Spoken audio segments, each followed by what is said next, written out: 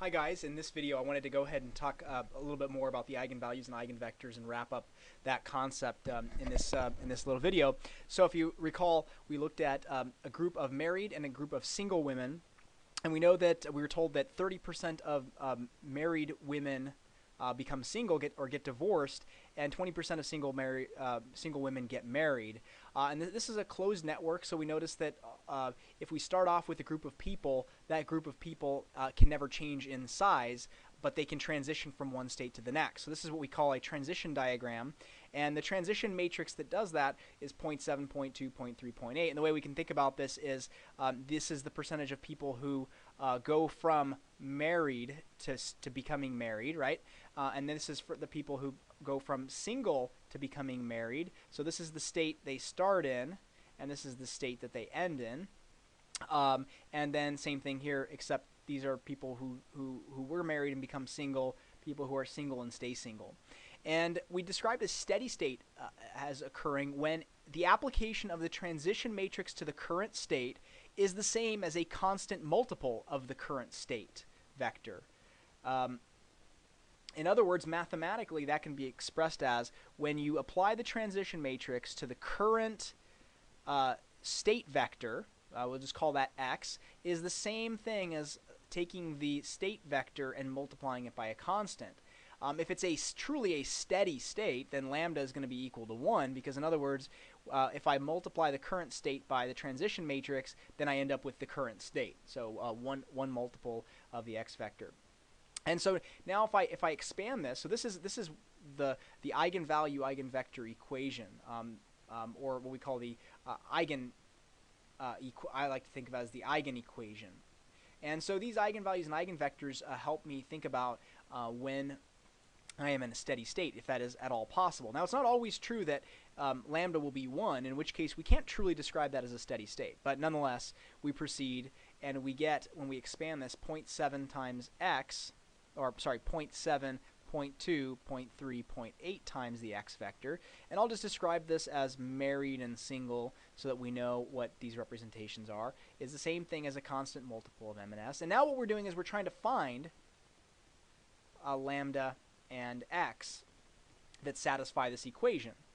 So we get 0.7m plus 0.2s, 0.3m plus 0.8s equals lambda m lambda s, if I put it back in scalar form. And then if I move the lambda m to the other side and the lambda s to the other side, and I factor out an m and an s in rows 1 and row 2 as appropriate, then I get 0.7 minus lambda times m plus 0.2s equals 0. And I get 0.3m plus 0.8 minus lambda times s equals 0. And we know that the trivial solution to this equation is going to be m and s equals 0, 0. Is x I should say equals 0, 0. Now that's not very interesting, right? Because being in a 0, 0 state is obviously a steady state. However, it's not a very interesting steady state. Essentially, if you have no married and no single people, then you're not going to transition into a different number. You're going to end up with 0 married and 0 single. And so the theorem that we proposed states that if what we're calling, if our matrix is such that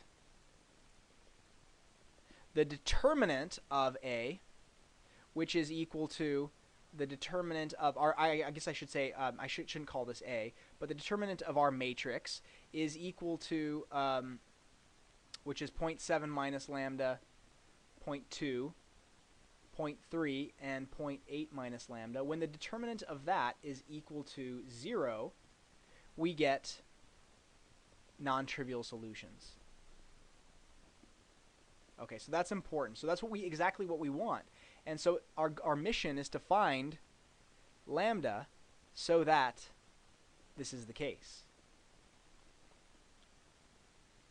Okay, and so the way I'm going to do that is the determinant is the product of the diagonals here minus the product of the diagonals here. 0.7 minus lambda times 0.8 minus lambda minus the product of the diagonals. And when and we want that to equal 0, so I'm going to say set that equal to 0 and find lambda. And when we expand this thing out, we get lambda squared minus 1.5 lambda plus 0.5 equals 0. And now using, because this is a quadratic function, I have to use the quadratic formula, and I get lambda 1 equals 0.5 and lambda 2 equals 1. So I'm going to call these lambda 1 and lambda 2. It's arbitrary. It doesn't matter which one you call lambda 1, which one you call lambda 2. It's just we're saying that there are two lambdas, and we're distinguishing them from one another. So it's like saying x1 and x2 when you first use the quadratic formula. Now, what this indicates is the fact that I have a eigenvalue of 1. So these are all my eigenvalues. The fact that I have an eigenvalue of 1 tells me that I'm going to be in I do have a steady state solution. That in other words, eventually there's a vector that when I multiply it by the transition matrix, I'm going to get that same vector back. This one's not so much a steady state because it's going to tell us that when I transition for certain vectors, I'm going to end up cutting that vector in half each time, or having the components of the vector. Okay, so now I know. So now going back to our equation, we know that we had our original equation was 0.7 minus lambda plus 0.2s, 0.3, and 0.8 minus lambda. So what I'm going to do now is I'm going to say for lambda 1 equals 0.5, find the eigenvector. Or I shouldn't say I should say find an eigenvector. And what that's going to entail is we are going to take 0.7 minus the current lambda, and that's m, plus, what do we say, 0.2s equals 0. And then my second equation was 0.3m plus 0.8 minus lambda, which in this case is 0.5, is equal to 0. And the reason I'm writing it out this way is because what I end up at the top on the top with is 0.m plus 0.2s equals 0. And for the bottom equation, I get 0.3m plus 0.3s equals 0. Now we said that getting this determinant equal to 0, or calculating lambda so that the determinant is 0, is going to result in non-trivial solutions. Well, if you look at these two equations, they're the same line. Same line. So that means there are infinitely many intersection points. Okay, well that doesn't seem very encouraging because that means there are infinitely many solutions. But just to prove that, if we solve for m, we get 0.2m equals 0.2s, which means that m equals s. And if I do it here, 0.3m, oh sorry, negative 0.2s, so m equals negative s. 0.3m equals negative 0.3s. M is equal to negative s if I solve for m. And so you notice that we get the same equation. They're exactly the same line. But what's important here? Well, what I need to satisfy for my x vector, which I'll just call x1 to say that that's the vector that corresponds to an eigenvalue of lambda 1 equals 0.5, to satisfy for x1, I need to make sure that my m and s vector, that m is equal to the opposite of s. So m has to equal negative s. So whatever s is, this guy has to be the negative of it. Similarly, s has to be the opposite of m. So this means we can choose x1. So that means I could have, for example, if s is 10, then negative s could be negative 10. That would be an eigenvector. Or negative 1 and 1. Or 1 and negative 1. As long as these guys are the same value but opposite, we consider this an eigenvector. So let's just prove this. We need to satisfy the law that a times 0.7, 0.2, 0.3, and 0.8, that if I multiply that by this thing called an eigenvector, let's say negative 10 and positive 10, then I should get lambda, which is 0.5, times the vector negative 10 and 10. So we're going to check that this is true, because if we've correctly solved this, then basically what I get by multiplying these two together should be end up just being half of my negative 10, 10 vector.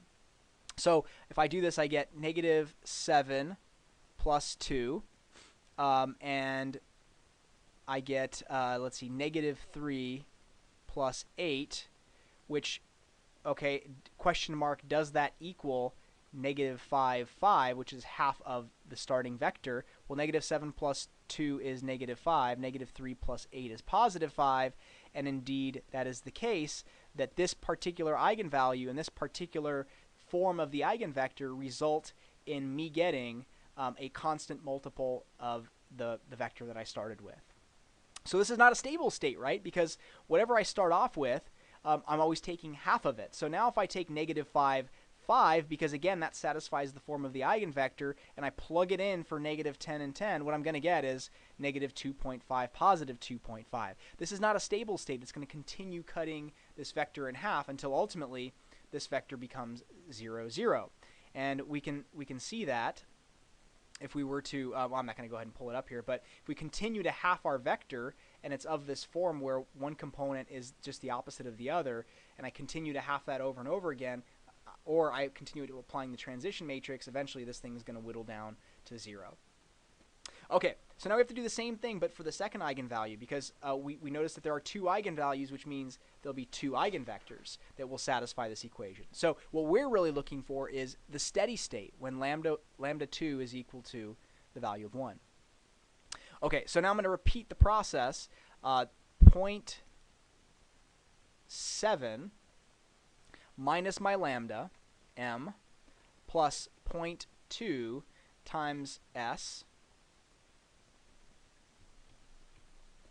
has to equal 0, and 0.3m plus 0.2 minus 1s has to equal 0. And again, what we're going to notice is that 0.7 minus 1 is negative 0.3m plus 0.2s equals 0, and positive 0.3m minus, let's see, this is 0.8, not 0.2. 0.8 minus 1 is negative 0.2s equals 0. And again, you notice that these two equations are the same.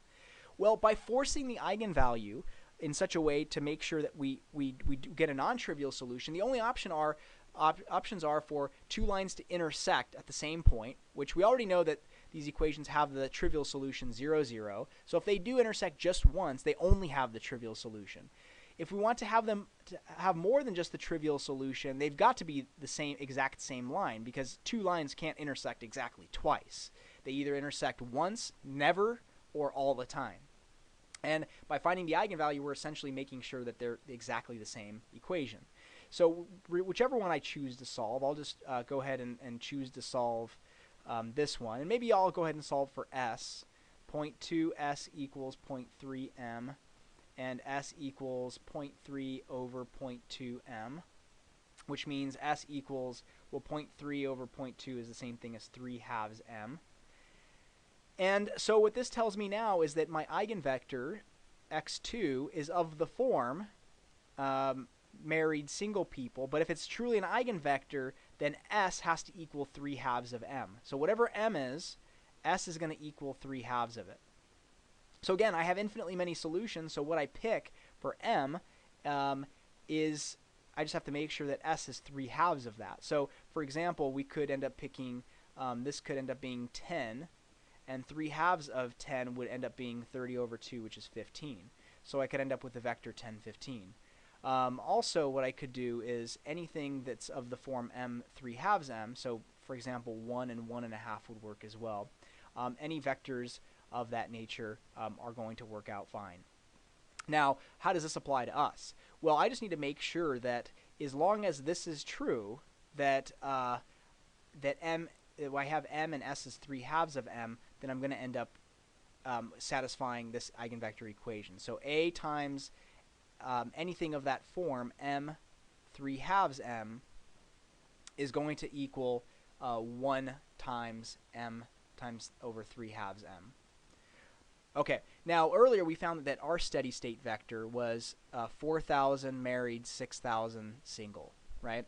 And so how do I get that from this relationship here? Well, first of all, you can see that the reason this is a steady state vector is that if m is 4,000, then 3/2 of 4,000 is going to be exactly 6,000. So this tells me the relationship between m and 3/2 m. But how do I know that? How would I know to choose 4,000 and 6,000? I mean, obviously 10 and 15 work, 1 and 1.5 works. There are infinitely many possibilities. Well, here's where I have to go back. So I know that lambda equals 1 corresponds to a steady state population.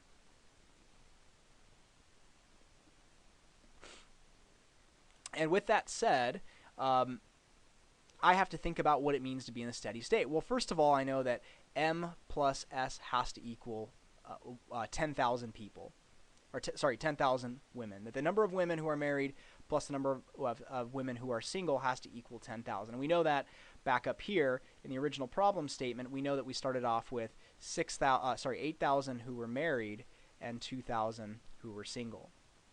So we know that we know this relationship is true. And the reason I'm writing this out is because now I can figure out the relationship between married and single. So I know that s has to equal 3/2 of m. S has to equal 3/2 of m. So that means that if m plus 3/2 of m has to equal 10,000, well, now I could figure out what m should be. Well, okay, so that's 1m plus 3/2 m is going to give me 5/2 m has to equal 10,000. And m has to equal 2/5 of 10,000. And that's going to be 20,000 divided by 5. M has to equal 4,000, which means that if 4,000 plus s has to equal 10,000 total women, that means s has to equal 6,000. And there's my steady state vector. That's the one I want to choose, is the vector 4,000, 6,000. And the only reason we went through the process of solving for m and s here in this particular way is because we know lambda equals 1 corresponds to a steady state population. It's a state that if you transition your matrix, you're going to get exactly that same vector. Or sorry, if you apply the transition matrix to your current population vector, you're going to get the current population vector back. So that's exactly what we mean by a steady state. Up here, we're not in a steady state because of the fact that when we apply our transition matrix to our population vector, what we're doing is we're constantly cutting that population in half. So lambda indicates what's going to be happening to that vector. In this case, it's going to be decaying by 50% each time we apply the transition matrix. In this case, it's going to be staying the same each time we apply the transition matrix. And so that's kind of how we go about finding the eigenvalues. It's the same process for any matrix. But what we should note is that not all matrices have lambda equal to 1. You could look at any other situation. So for example, let's say 3x plus 2y equals lambda x, and 4x plus 3y equals lambda y. If we were trying to, again, solve the equation ax equals lambda x for this particular A matrix, A equals 3, 2, 4, 3, then you'd kind of go through the same process, 3 minus lambda x plus 2y equals 0, and 4x plus 3 minus lambda y equals 0. And again, I want the determinant of 3 minus lambda 2, 4, and 3 minus lambda. We want the determinant of that to equal 0, and we find that in the exact same way. 3 minus lambda times 3 minus lambda minus 4 times 2 has to equal 0 in order for us to not have non-trivial solutions. And so what I end up getting is lambda squared minus 6 lambda plus 9 minus 8 equals 0. And now I would get lambda squared minus 6 lambda plus 1 equals 0. And if I used some sort of calculator to find this, let me pull up a new window here and just go over to Wolfram Alpha real quick. And now I've got this entered in. I obviously can't do lambdas here very easily, so I'm just going to do x squared minus 6x plus 1 equals 0. You notice that I get, again, two solutions, but in this case, neither one of those is a rational number, and neither of them is 1. So this matrix will not result in a steady state. By the way, this guy here is what we call the characteristic polynomial. And that's important terminology, characteristic polynomial. And that's what we refer to as the equation that we get as a result of trying to solve the eigenvalue equation. So back here, our characteristic polynomial was this guy. This was our characteristic polynomial. And this is what gives us those eigenvalues. Now, again, there is a particular set of lambdas for which, when I apply the transition matrix, it would be the same thing as taking a scalar multiple of the vector I plug in, and in the same way I could now figure out what that eigenvector is going to be. So for the eigenvalue of lambda 1 is approximately 0.17, I would go about it in the same way. I'd have 3 minus 0.17 times x plus 2 times y equals 0. And then I would have 4x plus 3 minus 0.17 times y equals 0. And again, these are the same equations, so I'm going to avoid writing both of them out. And in fact, I'll just go ahead and pick one of them that looks easier to me. So I don't know, they both look pretty ugly. So 2.93x plus 2y has to equal 0, which means that I don't know, doesn't really matter whether you solve for x or y. I'll just solve for y because then I only have to divide by 2 instead of dividing by by 2.93. And so I get y equals negative 1.465x. And so again, my eigenvector in this case would be of the form xy, where y has to equal negative 1.465 times x. So I'm going to replace that with negative 1.465x. So what would work in this case? Well, something like 1 and negative 1.465 would work just fine. And we often like one of them to be 1 because it makes it a little bit easier, and it really emphasizes the ratio between the two. The ratio should be negative 1.465 to 1. And again, I could just test to make sure this is true. If I take my A matrix and I multiply it by x, that should be the same thing I get as when I multiply my lambda 1 times the x1 vector. That's a quick check of it. So anyway, this is kind of an overview of that whole process and using eigenvalues and eigenvectors. In the assignment, I'm going to have you guys investigate this further and talk about, well, how do I know if there's going to be a steady state? What kinds of things will be good predictors of that? So that's it. Sorry for the long video, and let me know if you guys have any questions.